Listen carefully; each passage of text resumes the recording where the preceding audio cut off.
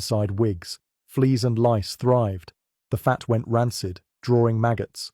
Queen Christina of Sweden once removed her wig during a council meeting, and witnesses saw a river of lice spill down her scalp. She laughed and called them subjects who never abandon their queen. Wigs were rarely cleaned. Instead, they were dusted with powder made of flour mixed with lead. So on top of crawling insects and rotting fat, these women inhaled clouds of poison. One French duchess leaned forward at dinner, and maggots tumbled from her wig onto her plate. She calmly brushed them aside and continued eating. At night, wigs were set on stands, where rats came to gnaw on the fat and flour. In the morning, they were powdered again and placed back on infected, sore-covered scalps.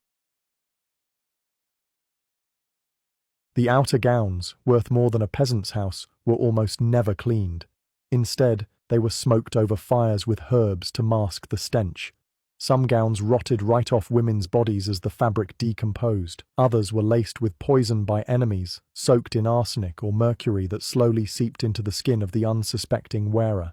It became so common that queens hired dress testers, servants forced to wear new gowns first to see if they died. And then there were the holy women, who embraced filth as devotion. Queen Isabella of Castile refused to change her underwear during the siege of Granada. For 8 months, her garments fused with her skin until they had to be cut off. She considered it a holy triumph.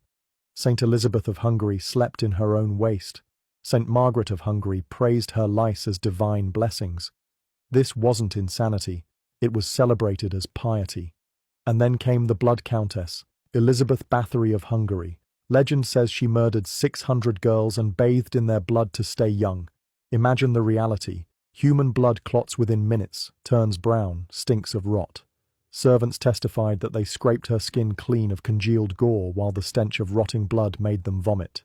The fact people even believed these stories shows just how filthy and believable such practices were in a world where queens already bathed in milk, painted their faces with poison, and sat over burning feces.